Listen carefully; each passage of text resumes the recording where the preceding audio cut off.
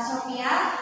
Ibu mohon untuk memimpin ke depan teman-temannya untuk bisa menyanyikan lagu Garuda Pancasila. Baik, silakan Sophia. Baik, Bu.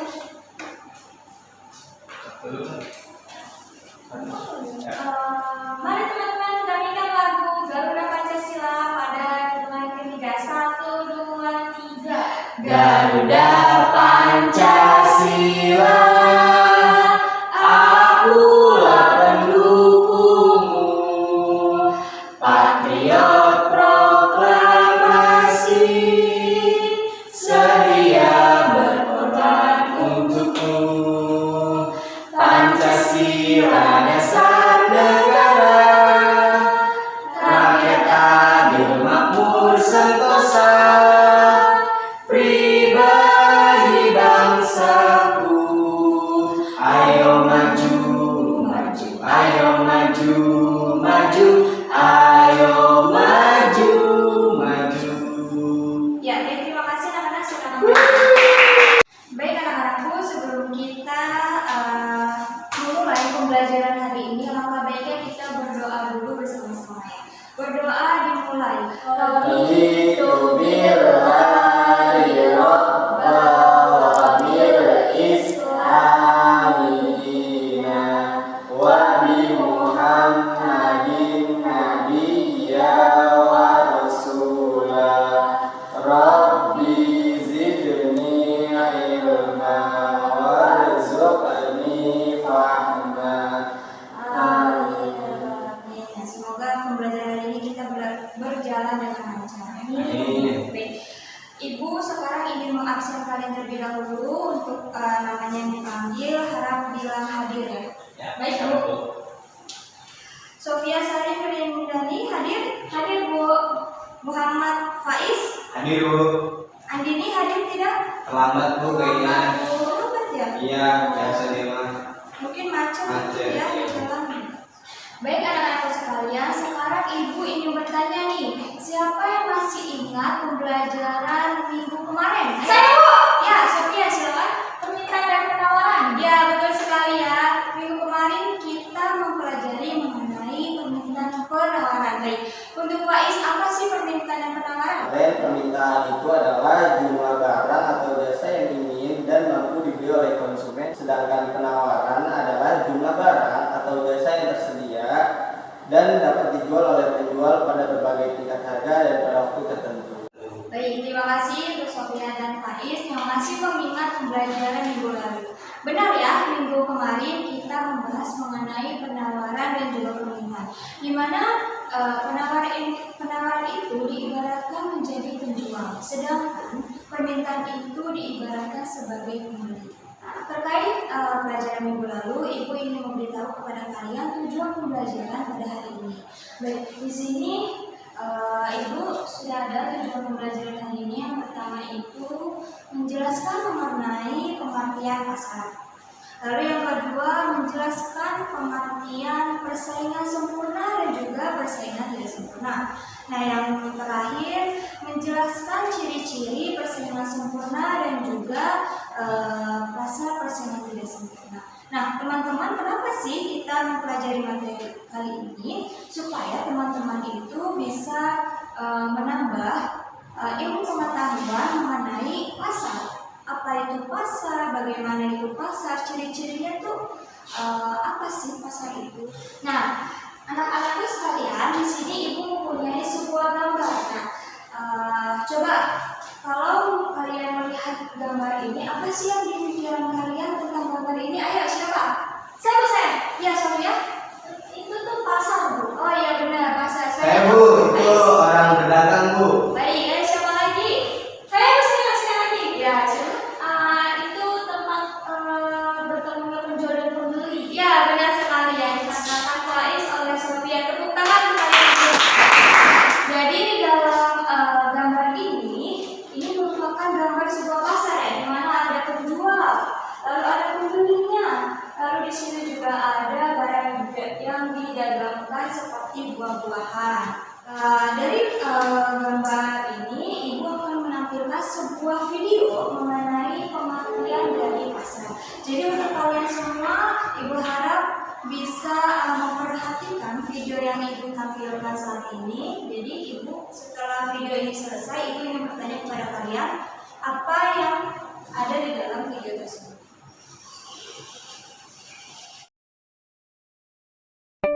Dalam memenuhi kebutuhannya, manusia akan berupaya untuk memperoleh barang dan jasa. Barang dan jasa yang diperlukan tersebut sebagian besar disediakan oleh pasar. Artian pasar secara luas dan menurut ilmu ekonomi, pasar adalah sarana bertemunya penjual dan pembeli baik secara langsung maupun tidak langsung untuk melakukan jual beli. Pasar memiliki ciri-ciri sebagai berikut. Yang pertama, ada barang yang diperjualbelikan. Yang kedua, adanya penjual dan pembeli. Yang ketiga, ada kesepakatan antara penjual dan pembeli. Keempat, adanya media komunikasi antara penjual dan pembeli. Pasar berperan penting dan berfungsi untuk produsen maupun konsumen. Fungsi-fungsi pasar dapat dijelaskan sebagai berikut. Yang pertama, fungsi distribusi. Pasar sebagai alat distribusi. Yang kedua, fungsi pembentuk harga. Pasar sebagai pembentuk harga. Yang ketiga, fungsi promosi. Pasar adalah salah satu tempat penting dalam memperkenalkan suatu barang atau jasa. Nah, baik teman-teman, setelah kita melihat bersama mengenai kegiatan pasar, Ibu ingin di sini Andini, ya. Coba Andini, apa yang kamu dapatkan dari video yang kita tonton bersama-sama? Ya Bu, tadi saya dapat tentang pengertian pasar. Ya, apa itu pengertian pasar? Pengertian pasar adalah sarana bertemunya penjual dan pembeli baik secara langsung maupun tidak langsung untuk melakukan jual beli. Ya, betul sekali ya yang dikatakan Andini. Pasar itu merupakan bertemunya penjual dan pembeli di dalam suatu tempat untuk melakukan transaksi jual beli. Selain pengertian, coba Tri, apa yang kamu dapatkan dari video yang tadi kita tonton sama-sama?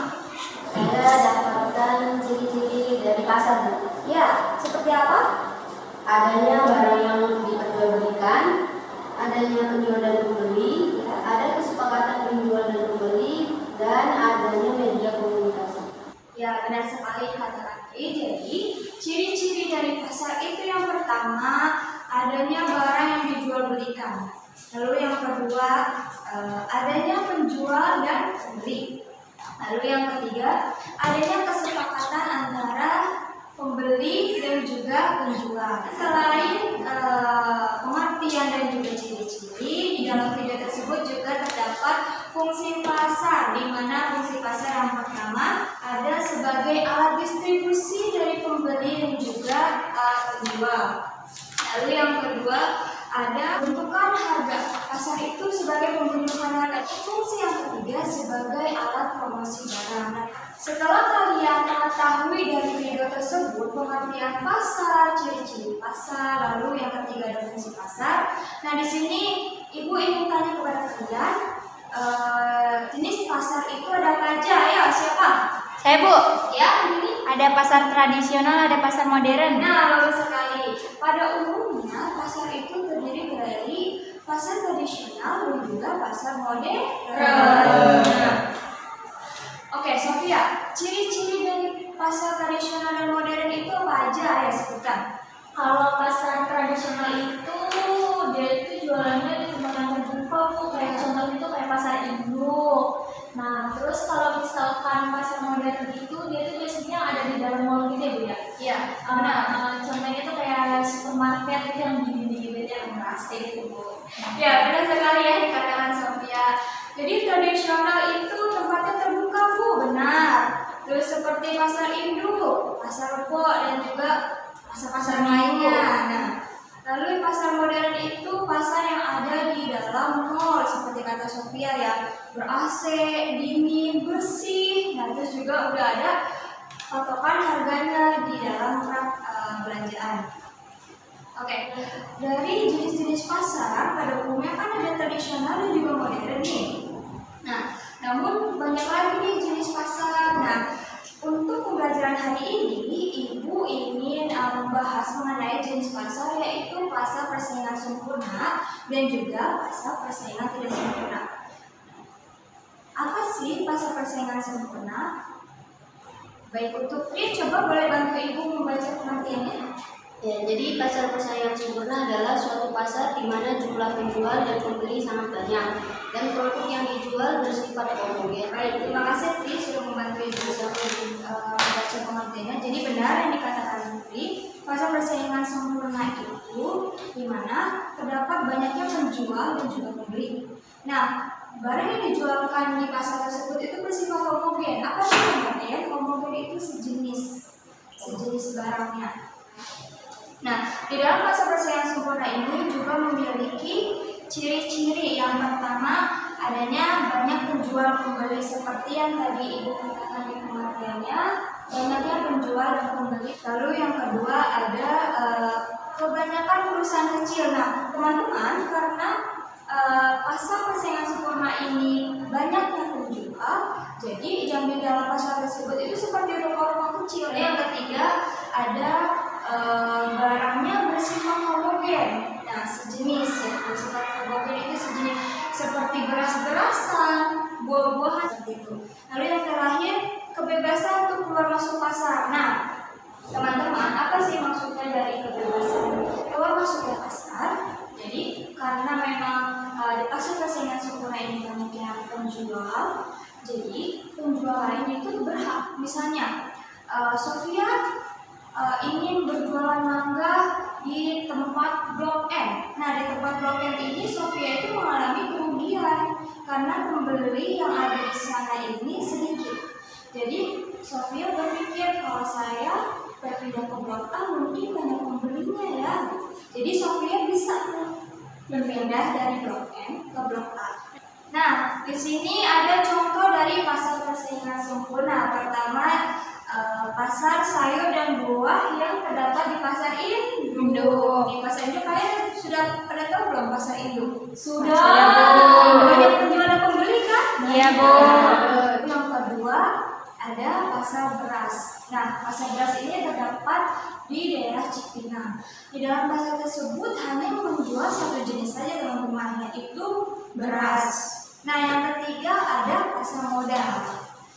Baik teman-teman, dari pengertian, ciri dan juga contoh pasar persaingan sempurna, apakah di sini ada yang bertanya terkait materi saat ini? Ayo, siapa yang bertanya? Saya, Bu. Ya, Sofia, silakan. Bu, saya mau nanya, kalau pasar baju itu yang kayak Tanah Abang itu, Bu, itu tuh termasuk pasar persaingan sempurna nggak sih, Bu? Nah, bagus ya pertanyaan Sofia. Jadi sebenarnya pasar persaingan sempurna itu bisa dikatakan sebagai pasar tradisional. Nah, pasar Tanah Abang itu kan menjual hanya satu jenis kan ya, baju-baju. Nah, itu bisa juga disebut pasar persaingan sempurna. Begitu ya, sudah paham? Paham, terima kasih Bu. Ada lagi? Saya Jatri, silakan. Kalau pasar modal itu seperti apa ya, Bu? Oh, pasar modal ya. Nah, jadi pasar modal itu pasar seperti biasanya teman-teman. Cuman yang dijual dalam pasar ini seperti surat berharga perusahaan saja, bukan barang-barang seperti yang lain gitu. Gimana Tri? Sudah paham? Ya, paham. Yang lain apa sudah paham? Paham, Bu. Ada pertanyaan lagi? Enggak ada, Bu. Baik. Kita lanjutkan ya. Kita masuk ke dalam materi lagi ya. Di sini ada pasar persaingan tidak sempurna. Sofia, coba tolong baca pengertian tidak sempurnanya. Suatu pasar di mana sedikit penjual namun banyak pembeli. Pasar ini ketentuan menentukan harga mutlak pada penjual. Barang yang mereka jual bersifat homogen dan berbeda-beda. Ya. Jadi teman-teman, pasar persaingan tidak sempurna ini sedikit berbeda dengan pasar persaingan sempurna. Di mana pasar persaingan tidak sempurna ini penjualnya cuma beberapa orang saja, namun pembelinya itu banyak. Lalu yang dijual itu barangnya tidak hanya homogin atau sejenis, melainkan berbeda-beda. Dan kita lanjut ya. Ciri-ciri dari pasar persaingan tidak sempurna. Yang pertama ada penjual berhak menentukan harga. Nah, di sini pasar persaingan tidak sempurna, penjual itu emang mutlak ya dalam menentukan harga, dan pembeli sama sekali tidak campur tangan dalam menentukan harga tersebut. Lalu yang kedua ada barang yang dijual itu semacam. Nah, seperti yang di pasar persaingan sempurna, pasar tidak sempurna ini juga menjual barang semacam atau sejenis. Lalu yang ketiga ada tidak ada barang pengganti. Apa sih tidak ada yang barang pengganti itu? Contohnya seperti gas LPG gitu. Kan emang gas LPG kan tidak bisa ditiru. Lalu yang keempat ada penjual baru susah masuk dan bersaing. Nah, ini sangat berbeda sekali dengan pasar persaingan sempurna. Pasar persaingan tidak sempurna ini penjual itu tidak bebas ya, karena emang susah. Karena kalau pasar tersebut, jadi saingan dari luar itu sulit untuk masuk ke dalam pasar persaingan tidak sempurna ini. Lanjut. Nah, ini contoh dari pasar persaingan tidak sempurna, di mana pasar persaingan sempurna itu seperti pasar modern ya, yaitu supermarket, terus Alfamart, Lotte Mart, terus apa lagi? Carrefour, Transmart, apa lagi? Ya betul semua yang kalian katakan ya. Nah, baik teman-teman, setelah kita mempelajari persaingan tidak sempurna, apakah materi ini ada yang ingin dipertanyakan? Saya Bu ingin bertanya. Iya, Kak, silakan. Tadi sempat saya catat Bu tentang persaingan pasar tidak sempurna. Iya, Di bagus. situ saya masih kurang paham Bu, maksud dari tidak adanya barang pengganti itu gimana ya maksudnya? Ya, bagus sekali ya pertanyaan Kak. Apa sih Bu tidak ada barang pengganti? Jadi tidak ada barang pengganti itu memang barang yang sulit ditiru dan juga sulit dibuat. Seperti contoh yang tadi bilang gas LPG. Nah, gas LPG itu kan sulit ya ditiru dan juga sulit dibuat. Dan hanya satu pabrik aja yang membuat gas LPG, ya kan? Ya, Nah, itu termasuk sebagai tidak adanya barang pengganti seperti itu Pak Is. Gimana? Sudah paham? Alhamdulillah paham Bu. Yang lain apa ada yang ingin bertanya? Paham, Cukup Bu. paham Bu. Baik, alhamdulillah ya jika kalian semua sudah paham terkait materi persaingan sempurna dan juga persaingan tidak sempurna. Nah, baik teman-teman, setelah kita bersama-sama mempelajari pasar persaingan sempurna dan juga pasar persaingan tidak sempurna, Ibu ingin kalian membagi kelompok, 2 kelompok saja ya. Satu, Ibu kasih kelebihan dan juga kekurangan dari pasar persaingan sempurna ya. Lalu yang kelompok kedua, kelebihan dan juga kelemahan pasar persaingan tidak sempurna. Nah, untuk itu Ibu kasih waktu 15 menit untuk kalian kerjakan. Nanti perwakilan dari kelompok tersebut maju ke depan dan mempresentasikan. Mengerti semuanya? Mengerti, Bu. Ya, silakan.